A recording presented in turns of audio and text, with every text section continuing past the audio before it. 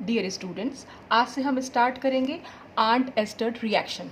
अब ये रिएक्शन क्या होती है? इस रिएक्शन को हम यूज़ करते हैं होमोलोगेशन ऑफ कार्बोक्सिलिक एसिड्स।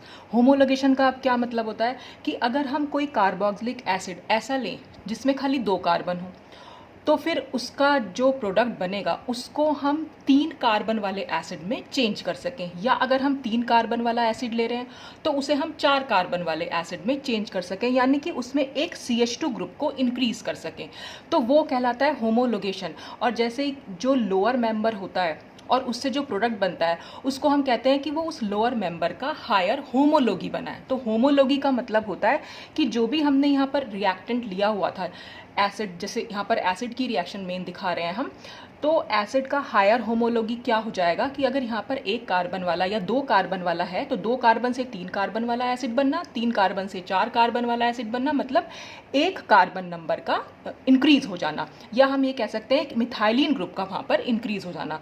तो उससे जो लोअर मेंबर से अगर हमें हायर होमोलोगी बनाना है तो with the help of Arndt Eistert reaction हम बना लेते हैं। जैसे इसके स्टेटमेंट में भी है ये, the reaction in which the length of the carbon chain is increased by 1 methylene group in carboxylic acid is known as Arndt Eistert reaction. यानी कार्बोक्सिलिक एसिड में एक मिथाइलिन ग्रुप के इंक्रीज द्वारा अगर हम कार्बन चेन की length को मतलब इंक्रीज कर देते हैं तो हम उसे कह देते हैं आंट एस्टर रिएक्शन। अब ये रिएक्शन के क्या स्टेप्स हैं? तो सबसे पहले इसमें क्या होता है, जो भी हम एसिड ले रहे हैं उसकी रिएक्शन हम थायोनिल क्लोराइड से यानी SOCl2 से कराकर उसे एसिड क्लोराइड में चेंज करते हैं। फिर एसिड क्लोराइड की रिएक्शन हम कराते हैं एक्सेस ऑफ डाईएजोमीथेन, यानी डाईएजोमीथेन को यहाँ अधिकता में लिया जाता है और उसकी हेल्प से यहाँ पर क्या बन जाते हैं, यहाँ बन जाते हैं ये डाईएजो कीटोन्स। और फिर डाईएजो कीटोन्स को या तो हम लाइट की प्रेजेंस में इरेडिएट कर दे, लाइट की प्रेजेंस में इनको इरेडिएट कर देते हैं, या फिर हम Ag2O के साथ इनकी रिएक्शन करा दें तो ये जो डाईएजो कीटोन्स हैं ये चेंज हो जाते हैं फिर कीटीन में, और कीटीन जो है फिर वाटर के साथ रिएक्ट करके जो कार्बोक्सिलिक एसिड यानी हायर होमोलोगी, जो भी हमने ये लोअर मेंबर लिया था उसके हायर होमोलोगी में चेंज हो जाती है। तो इस तरह से ये कुछ स्टेप्स हैं। फिर इसकी मैकेनिज्म देखेंगे कि रिएक्शन कैसे होती है। तो यहाँ पर हमने जो ये एक्सेस ली है डाईएजोमीथेन की, ये हम क्यों लेते हैं, यहाँ पर ये बताया गया है कि जो भी हम डाईएजोमीथेन की एक्सेस ले रहे हैं वो यूज़ हो जाती है। देखिए यहाँ पर एक्चुअल में रिएक्शन क्या हो रही है, एसिड क्लोराइड और डाईएजोमीथेन की। तो एसिड क्लोराइड और डाईएजोमीथेन की रिएक्शन से एक तो यहाँ पर बनी जाएगा हमारा डाईएजो कीटोन जो बन रहे हैं, साथ ही साथ यहाँ पर HCl प्रोड्यूस होता है। तो इस HCl को कंज्यूम करने के लिए, यानी कि ये HCl रिएक्शन में ना हो रहे तो उसे कंज्यूम करने के लिए हम एक्सेस ले लेते हैं डाईएजोमीथेन की। जैसे यहाँ पर पहली डाईएजोमीथेन का मॉलिक्यूल तो हमने ले लिया ये डाईएजो कीटोन बनाने में, तो जो ये HCl बना अब ये दूसरे मॉलिक्यूल से, डाईएजोमीथेन के दूसरे मॉलिक्यूल से कंबाइन करेगा और इस तरह से CH3Cl और नाइट्रोजन में चेंज हो जाएगा। अब ये हम इस HCl से क्यों रिएक्ट करा रहे हैं, क्योंकि अगर HCl रिएक्शन में ही रहे तो क्या प्रॉब्लम हो सकती है। तो उसमें क्या होता है कि अगर ये HCl रिएक्शन में ही रहता है, माने कि अगर हम एक्सेस ना लें डाईएजोमीथेन की, तो क्या हो जाएगा कि जो डाईएजो कीटोन बना था वो इस HCl से रिएक्ट कर लेगा और इस HCl से रिएक्ट करके क्लोरोमिथाइल कीटोन बना लेता है। तो जब ये क्लोरोमिथाइल कीटोन बन जाएगा तो फिर फर्दर रिएक्शन ही नहीं हो पाती। जैसे यहाँ पर ये अगर डाईएजो कीटोन बनाए तो अगर हमने यहाँ एक्सेस नहीं ली होगी तो जो HCl इन दोनों की रिएक्शन से बना होगा वो इसके साथ रिएक्ट कर जाता है। जब वो इसके साथ रिएक्ट कर जाता है तो इस तरह से यहाँ क्लोरोमिथाइल कीटोन बन जाता है। तो ये क्लोरोमिथाइल कीटोन ना बने और रिएक्शन हमारी आगे प्रोसीड करे, इसलिए हम ये एक्सेस जो है डाईएजोमीथेन की ले लेते हैं। अब आ जाते हैं हम इसकी मैकेनिज्म में सबसे पहले रिएक्शन होगी एसिड जो हमने लोअर एसिड लिया हुआ है उसकी थायोनिल क्लोराइड से। तो यहाँ पर क्या होगा, ये HCl का मॉलिक्यूल जो है यहाँ निकल जाता है। ये देख रहे हैं SOCl2 थायोनिल क्लोराइड हमने यहाँ लिया, ये HCl जब यहाँ से निकलेगा तो ये ऑक्सीजन और सल्फर के बीच में जो है वो बॉन्ड बन जाएगा। देखिए ये एसिड है, एसिड का क्या काम होगा, H+ देना। तो जब ये H+ देगा तो ऑक्सीजन के पास नेगेटिव चार्ज आएगा, यहाँ से Cl- निकलेगा तो सल्फर के ऊपर पॉजिटिव चार्ज आएगा। तो ये इसका पॉजिटिव चार्ज और इसका नेगेटिव चार्ज आपस में मिलकर बॉन्ड बना लेंगे, तो हमारे पास ये कंपाउंड निकल के आता है। अब नेक्स्ट स्टेप में क्या हो जाएगा, नेक्स्ट स्टेप में यहाँ पर सल्फर डाइऑक्साइड जो है वो रिलीज हो जाती है। तो सल्फर डाइऑक्साइड यहाँ पर किस तरह से रिलीज होगी, ये बॉन्ड अगर हम यहाँ शिफ्ट करें तो यहाँ से ये Cl जो है बाहर निकल जाएगा। तो ये पूरा मॉलिक्यूल जो है यहाँ से सल्फर डाइऑक्साइड का यहाँ से निकल जाता है। तो जब ये बॉन्ड यहाँ शिफ्ट करेगा तो इस कार्बन पर पॉजिटिव चार्ज आएगा, और ये Cl माइनस की तरह निकला है, तो ये नेगेटिव चार्ज और ये पॉजिटिव चार्ज आपस में कंबाइन करेंगे और हमारा एसिड क्लोराइड जो है वो यहाँ पर फॉर्म हो जाएगा।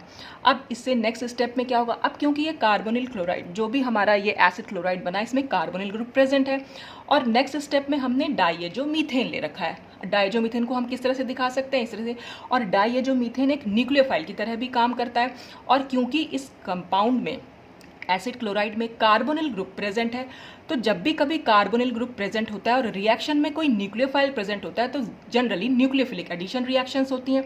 वो एडिशन रिएक्शंस कैसे हो जाएंगी, भाई यहाँ पर नेगेटिव चार्ज है और कार्बोनिल कार्बन तो हमारा स्लाइटली पॉजिटिव चार्ज होता ही है क्योंकि यहाँ पर ऑक्सीजन स्लाइटली इलेक्ट्रोनेगेटिव एटम है। तो अब क्या होगा, ये जो नेगेटिव चार्ज है ये इस कार्बन पर अटैक करेगा, तो जब ये इस कार्बन पर अटैक करेगा तो ये बॉन्ड इधर की साइड शिफ्ट हो जाएगा क्योंकि कार्बन की तो 4 ही वैलेंसी रखनी है। तो फिर उसके बाद हमारे पास ये एक इंटरमीडिएट यहाँ पर फॉर्म होके आता है।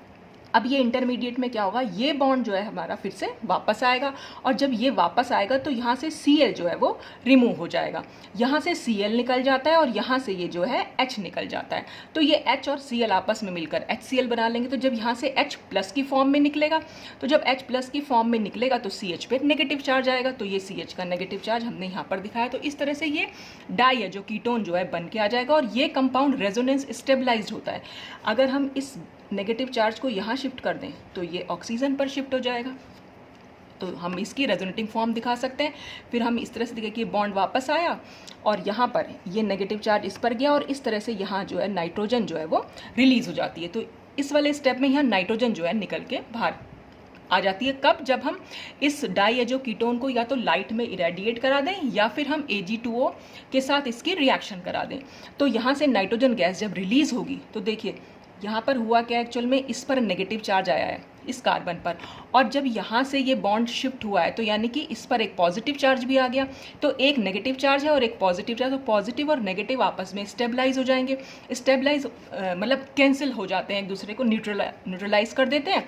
तो इसका मतलब यहाँ पर ये 2 इलेक्ट्रॉन्स हम यहाँ पर शो कर सकते हैं। तो इस तरह से कार्बीन यहाँ पर फॉर्म हो जाती है। अब कार्बीन में होता है फिर रीअरेंजमेंट। कार्बीन में यहाँ रीअरेंजमेंट से बनती है कीटीन। अब ये रीअरेंजमेंट होता कैसे है, ये जो R माइनस मतलब R अपने बॉन्ड के साथ यानी एल्काइल ग्रुप अपने इस बॉन्ड के साथ यहाँ इस कार्बन पर शिफ्ट हो जाता है, और ये कार्बन के जो 2 इलेक्ट्रॉन है वो यहाँ शिफ्ट हो जाएंगे। क्यों, क्योंकि जब ये बॉन्ड यहाँ से निकल जाएगा तो कार्बन पर आ जाएगा, इस वाले कार्बन पर आएगा पॉजिटिव चार्ज। इसके पॉजिटिव चार्ज को दूर करने के लिए यहाँ जो है इसके दोनों इलेक्ट्रॉन यहाँ पर शिफ्ट हो जाएंगे। तो ये कार्बीन से कीटीन का रीअरेंजमेंट हुआ क्यों, क्योंकि कार्बीन जो होती है वो इलेक्ट्रॉन डिफिशिएंट हमारी जो होती है इंटरमीडिएट मानी जाती है। इलेक्ट्रॉन डिफिशिएंट कैसे, देखिए कार्बन और हाइड्रोजन के बीच में एक सिग्मा बॉन्ड है, इसका मतलब 2 इलेक्ट्रॉन्स हैं, फिर ये 2 इलेक्ट्रॉन्स हैं और इस सिग्मा बॉन्ड के 2 इलेक्ट्रॉन्स हैं। तो कुल मिलाकर यहाँ पर खाली 6 इलेक्ट्रॉन्स होते हैं। तो क्योंकि 6 इलेक्ट्रॉन्स है, अभी ऑक्टेट इसका कंप्लीट नहीं है, तो ऑक्टेट को कंप्लीट करने के लिए ये जो R है यानी जो एल्काइल ग्रुप है अपने इलेक्ट्रॉन्स के साथ इस पर माइग्रेट कर जाता है। और जब भी कभी इस ग्रुप का माइग्रेशन होगा, ये तो हम बहुत पहले से भी जितने भी रीअरेंजमेंट पढ़े हैं काफ़ी सारे में ये बात आ चुकी है कि जब भी एक ग्रुप माइग्रेट करेगा हमेशा इसमें रिटेंशन होगी। यानी कि अगर यहाँ पर हम कोई ऐसा एल्काइल ग्रुप या कोई भी कार्बन हमने ऐसा ले रखा है जो एसिमेट्रिक कार्बन एटम है और जिसका कन्फिग्रेशन अगर S है, तो जब वो माइग्रेट करेगा तो तब भी उसका कन्फिग्रेशन S ही रहेगा, और अगर उसका कन्फिग्रेशन R है तो उसका कन्फिग्रेशन यहाँ पर भी R ही रहेगा। तो यानी कि रिटेंशन के साथ ये जो होता है माइग्रेशन यहाँ पर होता है। और माइग्रेशन के बाद क्या होता है, इस कार्बन का ऑक्टेट भी जो है वो कंप्लीट हो जाता है। देखिए यहाँ पर अगर हम देखें तो एक बॉन्ड तो ये बना हुआ है यानी 2 इलेक्ट्रॉन एक कार्बन और हाइड्रोजन के बीच में है, और ये बाकी दोनों के बॉन्ड्स हैं जो इनके इलेक्ट्रॉन्स हैं। तो कुल मिलाकर 4 बॉन्ड्स हुए, इसका मतलब 8 इलेक्ट्रॉन्स हुए। तो कार्बीन से कीटीन का बनना इसलिए भी है कि यहाँ पर इलेक्ट्रॉन डेफिशिएंट था कार्बन, और यहाँ पर इसका ऑक्टेट जो है वो कंप्लीट हो गया है। अब इस कीटीन की रिएक्शन हम वाटर के साथ कराते हैं। अब कीटीन में भी आपको कार्बोनिल ग्रुप तो दिख रहा है, और यहाँ पर हमारे पास न्यूक्लियोफाइल भी प्रेजेंट है। इस H2O के पास इलेक्ट्रॉन्स, ऑक्सीजन के पास इलेक्ट्रॉन्स हैं। तो यहाँ क्या करेंगे, ये बॉन्ड यहाँ शिफ्ट हो जाएगा और ये इलेक्ट्रॉन्स जो है इस कार्बन के पास, यानी जैसे ये इस कार्बन के पास जाएंगे इलेक्ट्रॉन्स, ये बॉन्ड यहाँ पर शिफ्ट हो जाएगा। तो हम इसको इस तरह से दिखा सकते हैं, क्योंकि ऑक्सीजन ने पॉजिटिव चार्ज दिया है, सॉरी इलेक्ट्रॉन्स दिए हैं, इसलिए ऑक्सीजन के ऊपर आ जाएगा पॉजिटिव चार्ज। और नेक्स्ट स्टेप में क्या होगा, ये बॉन्ड यहाँ वापस आएगा, ये बॉन्ड इस कार्बन पर शिफ्ट होगा और यहाँ से ये बॉन्ड इस पर शिफ्ट होगा। तो अब क्या होगा, ये तो C डबल बॉन्ड O बन जाएगा, तो हमने यहाँ C डबल बॉन्ड O दिखा दिया। ये यहाँ से बॉन्ड इस पर शिफ्ट हो यानी H प्लस की तरह निकल जाएगा यहाँ पर। ये तो हम कितनी बार रिएक्शंस में शो भी कर चुके हैं, मैंने आपको बताया भी था कि जब भी कभी कार्बन के ऊपर पॉजिटिव चार्ज होगा और उसके पास H2O जाएगा तो हमेशा OH ग्रुप वहाँ पर जुड़ जाता है।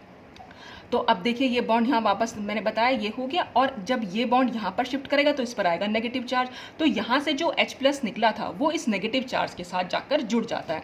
तो हमारा कंपाउंड बनेगा अब इस तरह से, ये जो CH ग्रुप था वो CH2 में चेंज हो जाएगा, ये C डबल बॉन्ड O और ये OH। तो इस तरह से हमने जो यहाँ पर एसिड लिया था, यहाँ पर अगर हम देखें इस R को तो कॉमन रखते हैं, यहाँ पर सिर्फ एक कार्बन था और यहाँ अगर आप देखें तो 2 कार्बन है, और यहाँ पर एक मिथाइलिन ग्रुप की वजह से ये कार्बन चेन की लेंथ जो है वो इंक्रीज कर गई है। तो यही आंट एस्टर रिएक्शन में होता है। तो ये पूरी मैकेनिज्म इसकी हम इस तरह से शो कर सकते हैं। अच्छा, यहाँ पर अगर कीटीन की रिएक्शन हम वाटर से करा रहे हैं तो हमें हायर होमोलॉगी मिल ही रहा है एसिड का, लेकिन अगर हम कीटीन की रिएक्शन अगर वाटर की बजाय अगर हम यहाँ पर कभी अल्कोहल से या अमोनिया से या किसी एमीन के साथ कराएं तब हमारे प्रोडक्ट क्या बन के आ सकते हैं। तो यहाँ पर अल्कोहल के साथ कराते हैं तो एस्टर बनते हैं, एमीन के साथ कराएंगे तो एमाइड बनेंगे, सॉरी अमोनिया के साथ कराएंगे तो एमाइड बनेंगे, और एमीन के साथ कराएंगे तो सब्स्टिट्यूटेड एमाइड बनेंगे। तो यहाँ पर बनते किस तरह से, आपको सिर्फ इतना करना होता है कि यहाँ पर इसको पॉजिटिव और नेगेटिव चार्ज स्पीशीज़ में चेंज कर दीजिए। और ये पॉजिटिव और नेगेटिव चार्ज स्पीशीज़ कैसे बन जाएगी, क्योंकि यहाँ पर RO के ऊपर हो जाएगा नेगेटिव चार्ज और H के ऊपर जाएगा पॉजिटिव चार्ज। ऐसे ही आप इसको भी चेंज कर सकते हैं, NH2 माइनस और H प्लस में अमोनिया टूटेगा इस तरह से, और इसमें से भी हर एक में से आपको H प्लस अलग कर देना है, बस ये करना। और वो H प्लस कहाँ जाकर जुड़ता है, इस CH से।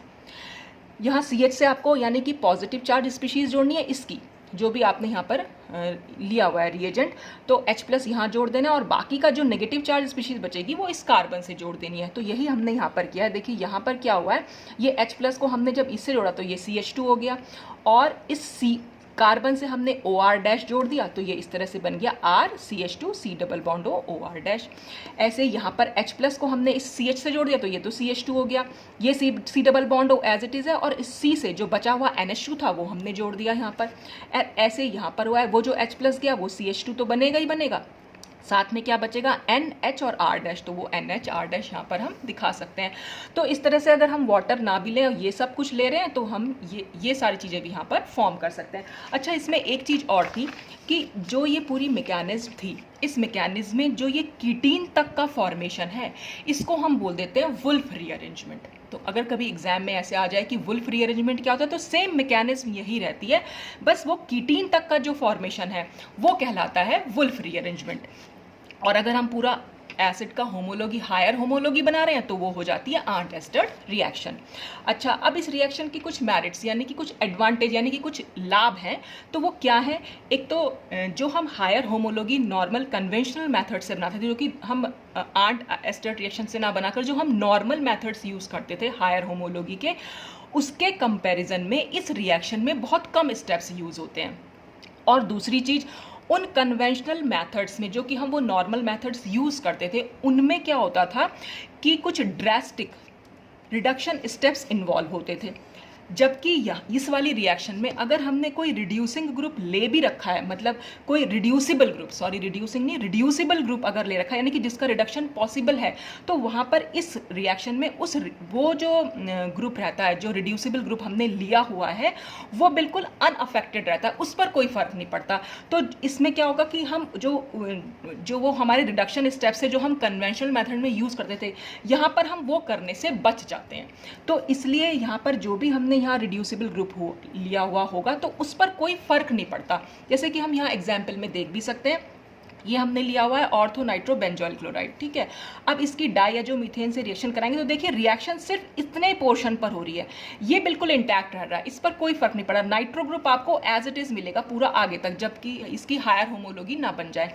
तो नाइट्रो ग्रुप पर कोई फर्क नहीं पड़ रहा है, सिर्फ क्योंकि रिएक्शन तो हमारी यहीं पर चल रही है।